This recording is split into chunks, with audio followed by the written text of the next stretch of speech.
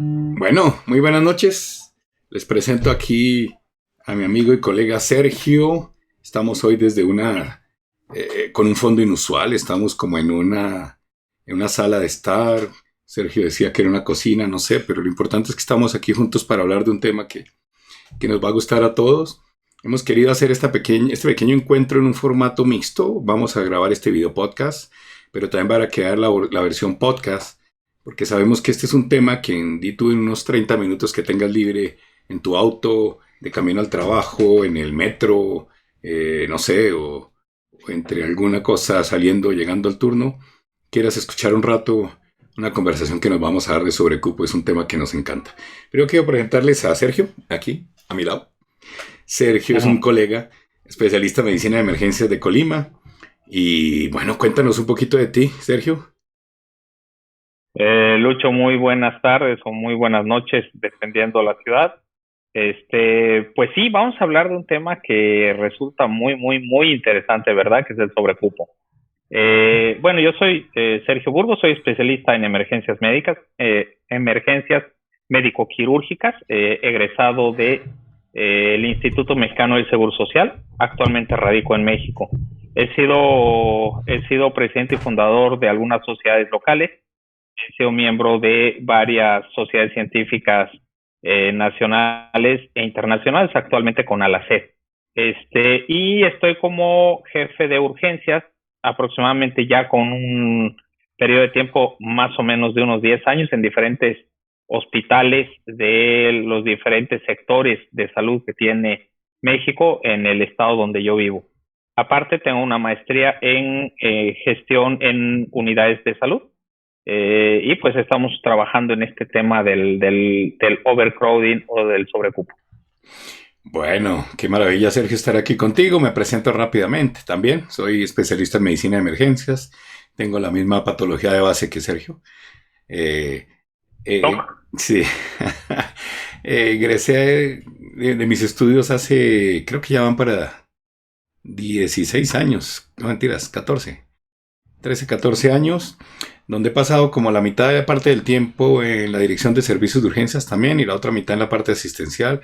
Y pues qué bueno ver siempre este balance que tenemos dentro de la parte asistencial y la parte administrativa que nos toca tanto en los servicios de urgencias. Y de acuerdo contigo, y nos vamos ya al asunto. Y el asunto tiene que ver con lo que tú estabas mencionando, el sobrecupo, que es una cosa que nos afecta tanto a los servicios de urgencias. Van a encontrar referencias norteamericanas como crowding o van a encontrarlo como overcrowding. En español vas a encontrar literatura como sobrecupo, sobreocupación, congestión de los servicios de urgencias. Pero bueno, arrancamos y para arrancar quiero, Sergio, ponernos en contexto. Eh, Hace poco, o más bien, ni siquiera hace poco, antes de la pandemia, yo creo que los hospitales latinoamericanos nos quejábamos, porque ya veníamos con el problema de sobrecupo, ya teníamos que afrontarlo, pero uno no escuchaba mucho que se quejaran los hospitales norteamericanos. Y post pandemia, parece que por todas aquellas patologías crónicas que recibieron menos atención o la gente consultó menos, pues debido al confinamiento que fuimos obligados todos, empezó a tener muchas descompensaciones de sus cuadros clínicos y sobre todo post pandemia se ha visto una emergencia mundial con el problema del sobrecupo. Tanto que hace poco una publicación muy interesante de varias asociaciones norteamericanas y sociedades que incluso envían una carta a la Casa Blanca. No sé si nos pudieras poner un poquito en contexto, que me parece interesante eso. Sí, fíjate que el problema del sobrecupo es un problema que no es de ahorita, ¿no? O sea, lo han estado padeciendo diferentes países en todo el mundo y de hecho, si tú te metes en la literatura que hay, es tanta la que hay que habla del problema y de la magnitud del problema. Pero sí tienes razón, específicamente a partir de la pandemia creo que para empezar los servicios de urgencia se volvieron un poquito más visibles y esa visibilidad hace que salgan más fácilmente a la luz los problemas de antaño. En noviembre, si no me equivoco, del año pasado, del 2022, estamos hablando de escasos 2 o 3 meses, eh, una serie de sociedades científicas de Estados Unidos, que son varias, ayúdame a recordar cuáles, entre ellas el Colegio Americano de Medicina de Emergencias, pediatras, dime. La Sociedad Americana Académica de Medicina de Emergencia, American Academy. medicina familiar, sociedades de medicina interna, bueno, incluso anestesiología, creo, sí, sí, varios. sí. Sacan un documento que se me hizo muy interesante. Y fíjate, de repente nosotros aquí en nuestros países latinos, estamos más preocupados por la política y todo, y problemas tan reales como el overcrowding o la sobresaturación de urgencias, que son en las cosas que deberían estar enfocadas en nuestras sociedades, a veces pasan desapercibidas. Y específicamente esta asociación de sociedades o de sociedades científicas le manda una carta a la Casa Blanca, específicamente al presidente de Estados Unidos, rogándole que hagan algo en cuestión de salud pública para tratar de mejorar este problema que se está tocando ahorita a nivel internacional, que es la sobresaturación. Es interesante porque en estos días también IFEM, la Federación Internacional de Medicina de Emergencias, lanzó una campaña para tratar de hablar y tratar de trabajar en favor en favor de resolución del overcrowding o la sobresaturación, Lucho. Completamente de acuerdo, y de pronto para las personas que no están muy habituadas con el término, o porque pues nos encanta que en los podcasts se conectan muchos estudiantes y personal no solo de medicina de emergencia, sino de médicos generales de urgencia, enfermeras, pues queremos ponerlo un poquito en contexto. Los servicios de urgencia son catalogados por diferentes teorías, pero hay un modelo muy importante que se llama un modelo como sistémico, propuesto desde los años 70 más o menos, donde le ayuda a uno a organizar las cosas y habla de un input, que es como una puerta de entrada al servicio de urgencias, un throughput o un canal, que es como toda la gestión, y un output, que es un resultado. Para hacerlo más fluente, el input. Si yo estoy en un hospital donde tiene cerca grandes autopistas, pues sé que me va a llegar un volumen alto de trauma. O de pronto estoy en una región donde hay una alta concentración materno-infantil, pues sé que me van a llegar muchos pacientes de esta parte de pediátricos y demás. O si estoy en un hospital, no sé, que es un hospital de referencia porque en esa zona de la ciudad o del país no hay muchos hospitales de tercer nivel, pues me va a llegar una cantidad de paciente crítico con patología médica. Luego vendría el throughput, que es todo aquello que es como el canal, que quiere decir entra, y esto como les digo, es un sistema basado en procesos. Entra un producto, llamémoslo de la manera más respetuosa posible como producto, digo, entra un paciente que tiene una patología, y si podemos valorar este tipo de patología del paciente como si fuera la cadena de procesos, nosotros intervenimos con varios mini procesos. Un triage, intervenimos haciendo una consulta médica, intervenimos tomando unos exámenes paraclínicos, unas imágenes y tomamos al final una decisión que es el output. O sea, este paciente va para la unidad de cuidado intensivo de críticos, o este paciente tiene que irse a la sala de cirugía o la sala de operaciones, como lo llamen, o este paciente requiere estar en pisos de medicina interna o por otra especialidad para un manejo ya médico o algo, o lo mandamos para la casa. Y ahí es donde viene el gran problema, porque todos quisiéramos que este flujo fuera continuo. Y cuando tú vas a ver en cualquier lado, cuando vas a un restaurante que tiene un sitio de entrada para pedir la comida a domicilio o con tu carro, pues entras, haces un proceso y sales. Pero la situación no es que toda la gente se queda parqueada al final de la fila. Y esto, en pocas palabras, es lo que nos pasa en el sobrecupo, que la gente se nos queda parqueada en la mitad del proceso, en el servicio de urgencias, quitando espacio para las nuevas personas que vienen a consultar, porque o no hay camas en el hospital donde podamos llevar a muchos de los pacientes que ya definimos y ya hospitalizamos, o no hay camas en la unidad de cuidado intensivo para subir a muchos de los pacientes que tenemos intubados o con soporte vasopresor dentro de la sala de reanimación, y así sucesivamente. Se empieza a acumular, pues al acumularse ya no hay dónde ingresar más pacientes y vienen a ocurrir varios de los problemas. Eso así como en una forma muy fugaz es lo que yo les estructuraría, lo que sería el sobrecupo, y de pronto le pediría a Sergio que nos complemente y nos diga qué otras cosas ocurren y cómo creerías tú que es una forma adecuada de analizarlo y abordarlo. Sí, no, definitivamente quiero agarrar un poquito el tema que tú dices de un modelo sistémico el modelo de urgencias. Tenemos que entenderlo como si fuera un balde o no sé cómo le digan en tu país, Una a pecera, los depósitos de agua un que tanque. tienes encima de la casa. Un tanque, exactamente. Y un tanque tiene una llave de entrada, y me gusta mucho esa analogía que tú haces y que tú pones en tus conferencias cuando hablas de esto. Es un tanque en el cual tiene una llave de entrada y obviamente está cayendo agua dentro del tanque, y también tiene una llave de salida, es decir, ese tanque está surtiendo de agua a otro lado. Pero ¿qué pasa si ese tanque, no importa el tamaño que sea, tiene una llave muy grande de entrada que de repente es enorme y una salida muy pequeña? En algún momento se va a llenar, aunque esté desahogando agua, en algún momento se va a llenar y va a empezar a rebalsar. Entonces, así nosotros tenemos que entender el sistema de urgencias. Entonces, por razones lógicas, ¿qué es lo que tenemos que hacer? De que entre menos y de que salga más, para tratar de nivelar las cargas y que tanto lo que entra como lo que sale sea en el mismo volumen, para que no se llene nunca. Esa es la idea lógica del sobrecupo en urgencias. Pero fíjate que me gusta mucho si me permites explicarlo y contarlo, la analogía que hace ACEP en su documento para tratar de hacer entender a personas que no saben de medicina de emergencias, que probablemente ni siquiera son médicos, cuál es el real problema, y hacen una analogía con un restaurante. La del restaurante, buenísima, sí. Sí, no, es que está genial, o sea, está genial. Y ellos dicen, imagínate un restaurante que tiene, y vamos a echar a volar un poquito la imaginación.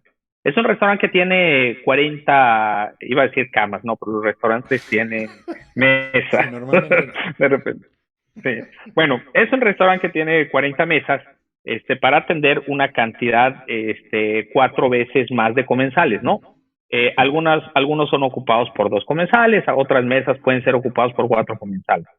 Entonces abren sus puertas, se llenan una buena cantidad de mesas y obviamente el personal está contratado para atender 40 mesas. Entonces el personal que tienen tanto en la cocina, como son los chefs, son los cocineros, los ayudantes, como son los meseros, la gente que cobra, todos ellos están pensados en 40 mesas. Entonces, ¿qué ocurre si de repente hay un día de alta demanda o alta necesidad de consumo de alimentos y llegan y se ocupan las 40 mesas?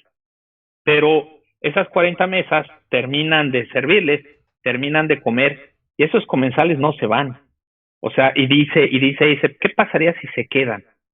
Y de repente empieza a hacerse una fila en la puerta del restaurante de gente que quiere entrar. Al principio esperan pacientemente y después empiezan a protestar. Dentro de esta protesta empiezan a tomar algunas decisiones, ¿no? Entonces el gerente de la tienda, de la transnacional enorme que ya tiene procesos para esto, pone en alguno de los pasillos unas 5 mesas más. Y de repente ya tienes el mismo personal atendiendo 45 mesas. Pero no solamente no se van, sino que empiezan a exigir los que están afuera. Y los que están adentro piden nuevamente comida. Entonces empieza a ser el momento en el cual ellos quieren volver a comer. Entonces empieza a volverse caótico, porque hay alguien que no tenía esa función y está tratando de explicar a los que quieren entrar al restaurante que no hay más cupo. Y alguien está tratando de decirles a los que ya comieron que por favor dejen la mesa, ya no platiquen, y que necesitan la mesa para otra persona. Y a la vez los cocineros están desesperados tratando de hacer la comida y tratando de completar todos los platillos. Y aparte de esto, empiezan a llegar los de comida rápida, ¿no? Uber o Didi, no sé cómo se llaman en los diferentes países, pero empiezan a llegar porque ellos también hicieron pedidos a través de las aplicaciones electrónicas o de los móviles, ¿no? Entonces, imagínate el caos que se empieza a generar. Entonces, ayúdame tú un poquito a tratar de ejemplificar qué pasa en este caos, o sea, ¿cuál es el problema, ¿no? Y fíjate que siguiendo tu ejemplo, esas buenas acciones que trata de crear el manager del restaurante o el dueño, que a veces empieza a creer que si empiezo a poner mesitas en todo lado, pues la gente va a estar más contenta. Pero te aseguro que cuando empiezas a poner mesitas en sitios que normalmente no estaban hechos para atender personas, algo va a ocurrir. Al lado del baño. Pues, exacto, una te queda al lado del baño, resulta que una de las mesas y las sillas quedó en un sitio donde hay una corriente muy fría, entonces la persona se empieza a quejar de, oiga, es que aquí está haciendo mucho frío. O de pronto igual, tú me dijiste, hay un número de meseros y cocinas y estufas y fogones planeados para el volumen de ese hospital, vuelve y juega, tenemos que quitarlo de al hospital, de ese restaurante, y de repente no alcanza, entonces algunas personas se va a demorar mucho en llegarles el plato, no sé, a algunos más les puede llegar el plato frío, a la temperatura que ya no era la adecuada. O también puede ocurrir que en algún momento alguien de adentro diga, no, un momentito, teníamos planeado esta cantidad de pollo o de carne o de postre y se acabó. Ya no hay. Y ya no hay. Pero como abrieron No, todas las puertas. No, y déjate eso, o sea, que además nos equivoquemos, entre ese caos nos equivoquemos, le demos un plato a alguien que dijo que era alérgico al gluten. Y toma. Sí, exacto. Sería Entonces, un evento adverso en el restaurante. Exactamente. Entonces, imagínate, gente que de repente empieza a presentar problemas, empieza a darte quejas, empieza a presentar problemas de salud porque ya te surgió, ahora sí, en el propio restaurante una emergencia médica. Gente afuera que te esté insistiendo porque quiere entrar. Gente de adentro que está molesta por lo que le está pasando. Entonces, ¿qué es lo que va a ocurrir con ese restaurante, no? Fíjate que el análisis está muy bueno y parte de eso es esto y volviendo al modelo sistémico, es eso, es cómo empieza uno a analizar y tiene que empezar a gestionar dentro del servicio de urgencia, sí, muchas acciones del proceso. Entonces uno dice, de pronto si hago un mejor triage, más agudizado, por lo menos utilizando una escala, un mecanismo de triage adecuado, puedo lograr que por lo menos los pacientes críticos sean atendidos realmente primero y que no se me vaya a quedar un paciente crítico afuera en la sala de espera. Que el paciente menos crítico, pues sí, pero le tocó esperar. Y lo que se está ocurriendo mucho, y hay un término que utilizan los norteamericanos que es left without being seen, que es el que se va sin haber sido visto. Y sí, y nos pasa a diario que la gente está inconforme y dice, yo no voy a esperar más, me voy. Y pues la verdad no era por gusto y todos dicen, es que este médico acá le gusta hacer esperar. No, hombre, pues es que no había más donde verlo, todos los recursos y los espacios ocupados. Otro problema, que resulta que lo que tú dices, lo atendiste, pero ese paciente ya no habían más camillas. O sea, ya ocupaste tu zona de observación. Obviamente los entes locales te van a decir, no, muéstreme su plan de expansión. Y pues, sí, yo tengo en ese servicio 80 camillas, pero es que tengo ya 140 pacientes. Entonces ya superó cualquier posibilidad medianamente controlada de expansión. Y empieza uno a tratar, porque es que igual te llega el paciente con la falla cardíaca severa y sí o sí, tu colega médico dice, pero es que necesito un lugar donde poderle conectar líquidos, empezar el manejo con diurético, conectarle el oxígeno, y de pronto ese lugar termina siendo una silla. Lo que nos aumenta, primero, el paciente no va a estar a gusto porque pues él espera que lo atienda una camilla como cualquier persona. Segundo, es muy fácil que pueda caerse de la silla y que pueda tener una complicación mayor. Entonces se me empiezan a sumar problemas. Probablemente ese paciente que venía porque le dolía algo, pues cualquiera anhela que se le ponga la analgesia lo más pronto posible. Pero se ha visto que con estos problemas de sobrecupo se retrasa el inicio de la analgesia. Se retrasa el inicio que todos leemos en las guías del antibiótico, por lo menos el primer bundle, dentro de la primera hora de atención al paciente. Se retrasa la toma de laboratorios. Y pues así de la mano, el resultado de los laboratorios, la toma de imágenes, el resultado y los reportes de las imágenes, etcétera, etcétera. Sí, no, y fíjate que es interesante, regresando un poquito al mismo ejemplo del restaurante. Imagínate que este restaurante además tiene un convenio para atender a población de bajo recurso, en el cual le dan alimento gratuito o a muy bajo costo, claro. dependiendo alguna necesidad que el gobierno de la ciudad tiene, ¿no? Y de repente hay una ola de frío y el gobierno de la ciudad te avienta 20 personas para que les des comida. O sea, nuestros servicios de urgencias ya desde hace mucho tiempo están colapsados. Y están colapsados de forma natural, o sea, su forma y su colapso es un desastre ya de manera natural habitual y cotidiana y hasta acostumbrados estamos y normalizamos eso. Pero ¿qué pasa si ocurre un desastre? Uno de los terremotos que han estado viendo en el mundo últimamente, la explosión alguna pipa que lleva combustible y que te aviente 10 personas más en código rojo con un servicio de urgencias que está al 120%. Entonces, ¿cuál es la probabilidad de sobrevida del código rojo llegando a un servicio así? Entonces, evidentemente, este grupo de personas vulnerables que te avientan para que les des de comer en el restaurante, pues no les vas a poder dar esa atención. Y ellos podrán ser personas que realmente necesiten la comida, ¿no? Entonces, es muy complicado. Ahorita me gustaría de repente hablar un poquito de las consecuencias del overcrowding, porque tiene consecuencias en la población, tiene consecuencias en el personal, tiene consecuencias para el propio hospital, incluso a nivel gubernamental tiene consecuencias. Yo creo que hagamos, te propongo una lluvia de ideas porque empieza uno a pensar y a sacar cosas y hay una cantidad. Voy a empezar con consecuencias para el paciente. Pongamos primero, atención centrada en el paciente. Y recopilo cosas que había mencionado. Demora en el tratamiento adecuado de dolor. Demora en el inicio de antibióticos. Demoras en la toma y en los reportes de paraclínicos, exámenes de laboratorio. Demora y reportes en la toma de imágenes. Aumento de las situaciones de riesgo y tu panel digámoslo así, más bien tu mapa de calor sufre una transformación porque tenemos pacientes en zonas donde deberían estar acostados. Ese paciente tiene una alteración del estado de conciencia, un trastorno electrolítico, de pronto vino por un vértigo, por algo neurológico y tiene alto riesgo de caída en la escala que desees aplicarle. Y pues nos tocó dejarlo en un sitio donde más se va a caer, donde más... Ahí, entre otras de las que se ven en la cabeza, completa pacientes y si quieres, empieza a poner riesgos para el personal. Sí. Dentro de completando un poquito los riesgos para el paciente, o sea, hay artículos muy especiales en los que habla del aumento de la mortalidad directamente proporcional al sobrecupo que tiene urgencias. Es decir, entre más sobrecupo, más mortalidad hay en los pacientes. Ahora, en el personal, ¿cómo se siente el personal? Y nada más cualquiera de ustedes pónganse en los zapatos del médico de urgencias, que llega un paciente infartado con dolor torácico y lo traen en una silla de ruedas. Y el interno viene con el electro, con elevación del ST, es un anterior extenso, y no hay una sola cama para acostarlo. Y en su desesperación, en su frustración, le dice al médico, al jefe de urgencias, oye, necesito una cama.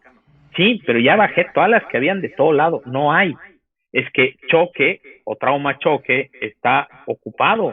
Las 2 camas que hay, una se ocupó porque no había dónde poner a la señora senil de 80 años con fractura de cadera, y el otro es un politrauma severo, no los puedo mover.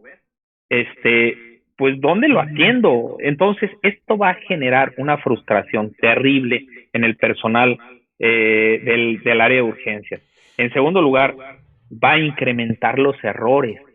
El riesgo laboral que uno va a experimentar con un sobrecupo es mayor. El riesgo legal que hay, porque si yo cometo un error, al juez no le va a importar que esto esté sobrepasado. Claro. Yo cometí un error y puse metimazol en vez de metamitol, ¿no? No, y siempre te van a responder, mira, no te estamos hablando de los 80 otros que tenían en este momento, estamos preguntando de este paciente que ocurrió el error. Siempre va a pasar así en un estudio de caso. Y mira que el personal, muchas cosas, cuando uno se empieza a meter en una forma, digamos, adecuada y profesional de manejar esto y empiezan a aplicar tecnologías como Canva, como Kaizen, como Six Sigma, como Lean Healthcare.